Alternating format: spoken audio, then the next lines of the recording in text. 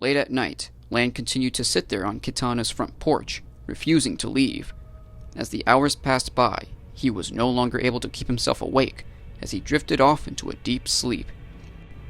He began to dream about a battle from the past between him and the Revenant Liu Kang. Who are you?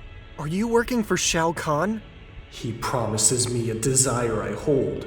Revenge on Raiden will be fulfilled once I have finished you!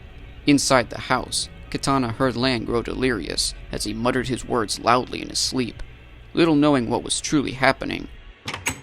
I thought I told you to leave. You're Liu Kang? How are you here? Quan Chi had restored me and increased my power, and with it I will destroy you and Raiden as well! You chose the wrong side, my friend.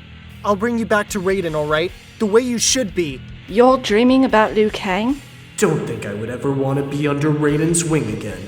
What's going on? Kitana, please, you've got to teach some sense into Liu Kang. Shao Kahn has twisted him. Wake up! I've had enough of this. I don't care who you are or what you are here for, but if you do not leave my presence now, there will be dire consequences. Go. Kitana, I can't do that. I know about Liu Kang. I've met him. He came back temporarily, but not the way you would expect. He was a revenant, used by Shao Kahn to kill me. I came back after an alternate version of me mercilessly killed Shao Kahn, and I can't believe I still have the wound Liu Kang gave me. To further prove his point, Lan lifted his jacket to show where Liu Kang had dug his flaming foot in him. He may be gone for good now, but you gotta believe me when I say this. I know what it's like to lose someone so close to you. I swore to protect that kid Charlie Kane, but my mission was a failure, and he's gone, but I'll never forget him. Please understand what I'm saying, Kitana. Something new is about to happen, and we can't do this without you. I want to be your friend. Come on in. Thanks for understanding.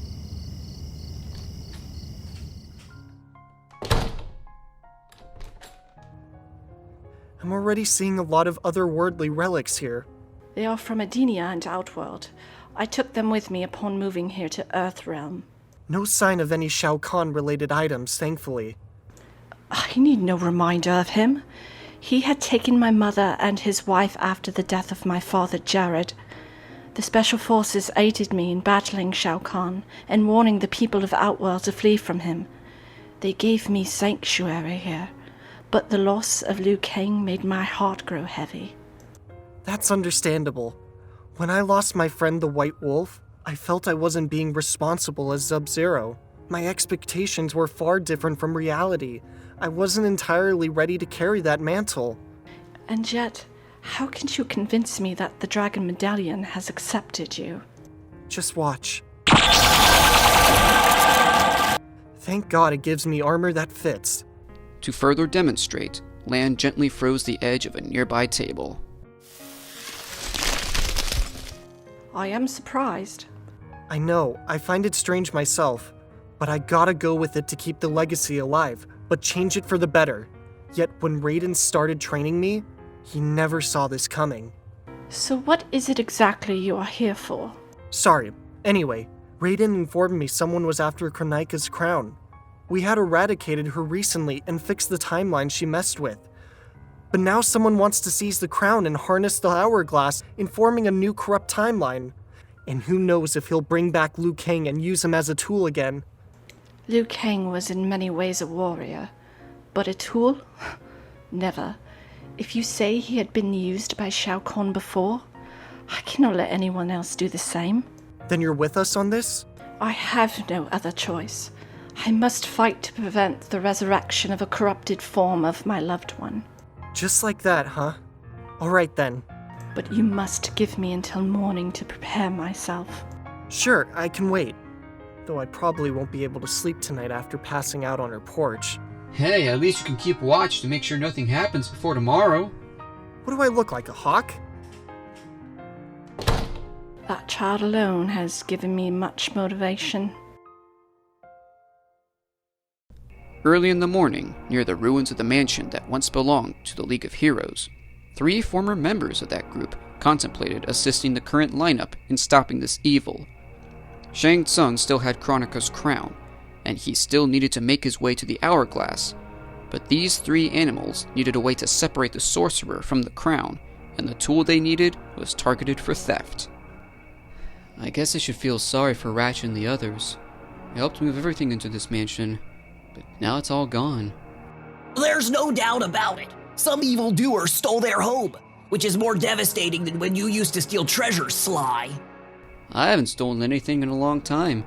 The last thing I stole was that old time cube, but I helped put that problem behind us by rescuing Pupuru from Needles.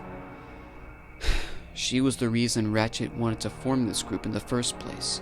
I gotta set things right once again. So what are we gonna do now? Turn on the air conditioning in the van, Murray, because we're going to the Netherrealm. Say what?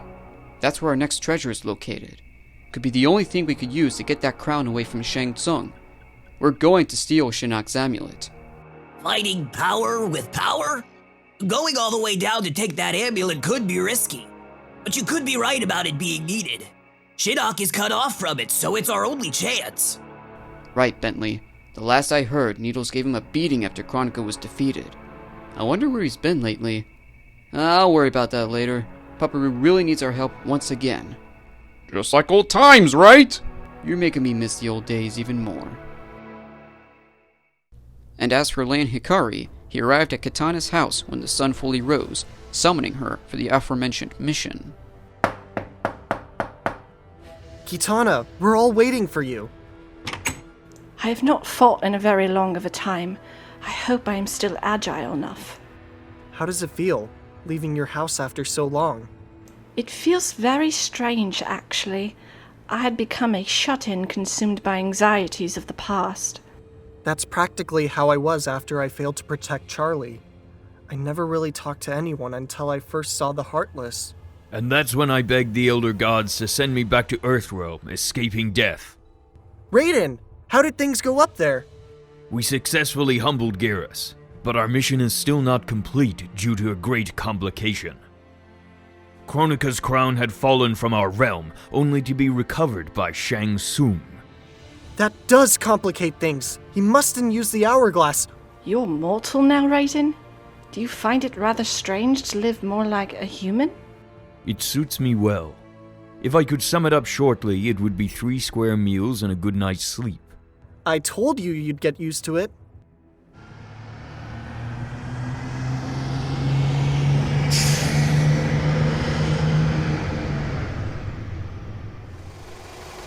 Good to have you back, Kitana. Jackson Briggs, I see you have not changed at all. You got a lot of catching up to do. Nice going, kid. Thanks, Jax.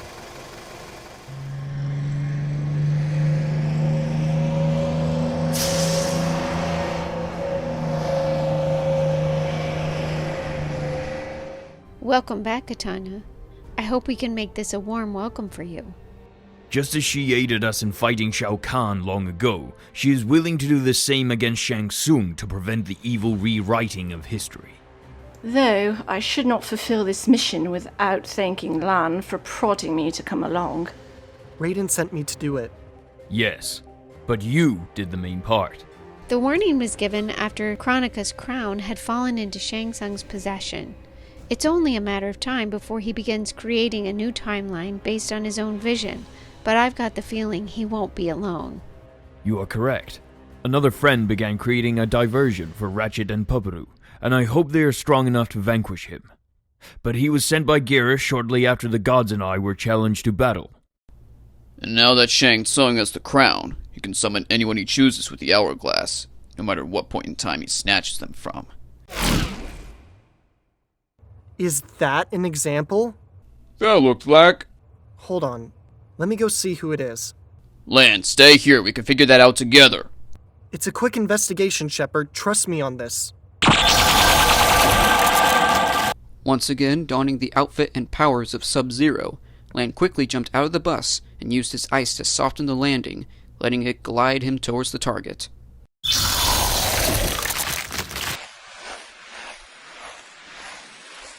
Now let's see who broke the speed limit.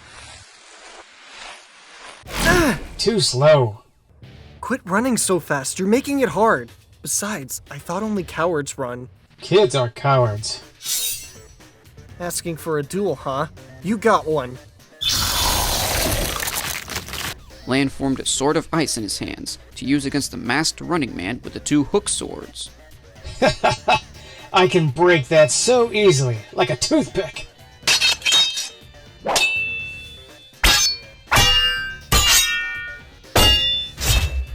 When we're done here, I'd like to see you crawl back to Shang Tsung on your knees. Who said I was working for him? I'm here on Black Dragon business. Nonetheless, you're still a cat's paw in my way. See ya, sucker. Lan, you alright? That guy's outfit looks like it came from a Halloween store, but there was nothing fake about those hook swords. That was Kabal? He's a thug from the Black Dragon along with Kano. He must have been hired by Shang Tsung to slow us down. He wasn't. He's here for something different. How would you know? He told me himself. That's pretty odd for him to tell you himself. Rivet piloted her ship to Qwark, fulfilling the plan Ratchet had to make Pupuru agile enough to fight Shang Tsung. They landed near the Hall of Heroes, where its host awaited their arrival.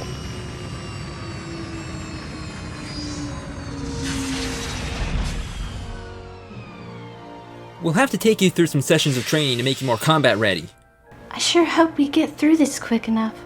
What Shang Tsung is planning has me worried. We'll get through it in time, don't worry. I'll be needing a protosuit myself. You're gonna need plenty of help on this. Hey, what about me? You're staying here and keeping your mouth shut. No entertainment while you're gone?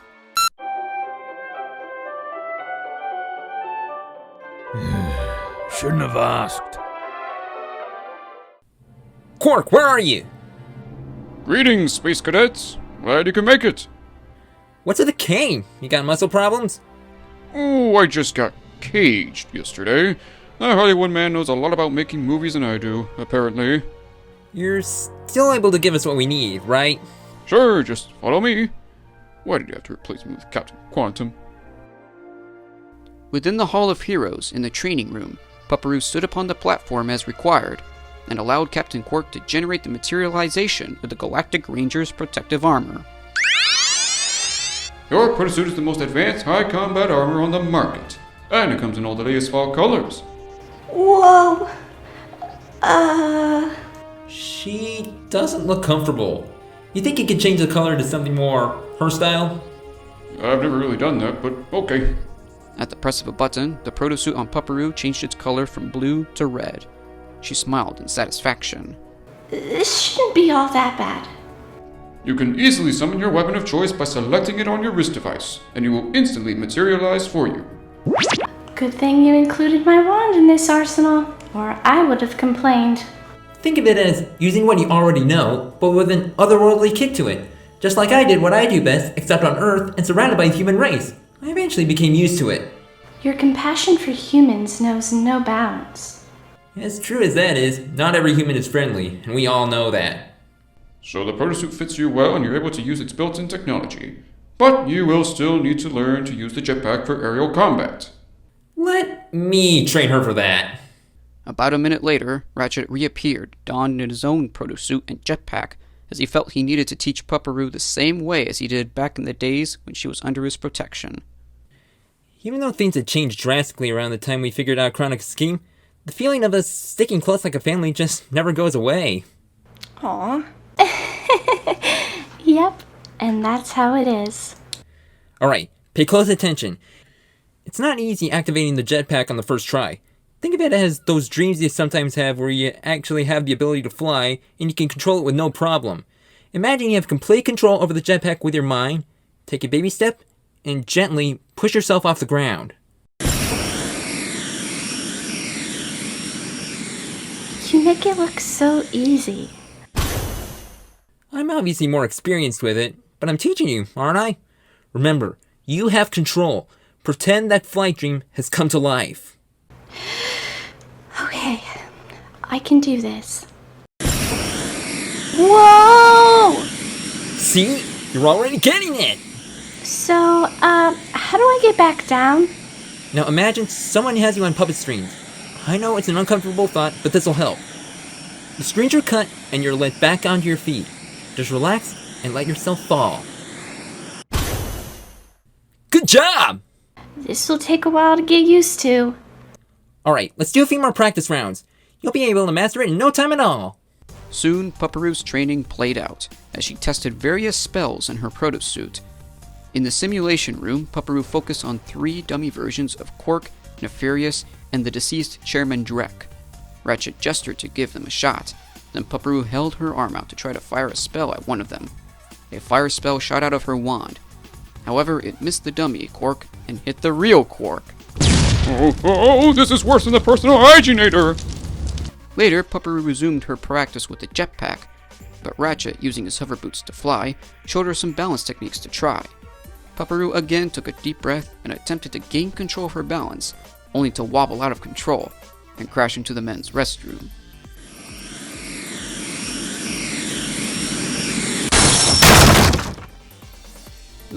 Dudes, gotta get some privacy here. Pupuru resumed her practice once again, but no matter what she tried, she kept failing again and again, until finally... Well, after a long day of completing a few tests, I'd say you're about 23% ready. 23%? Hey, it's a first try, nobody's perfect. But at this point, time is running out, and Shang Tsung needs to be dealt with. I guess you'll just have to use what you got for now. Good luck, cadets! Go save the multiverse from this time crisis!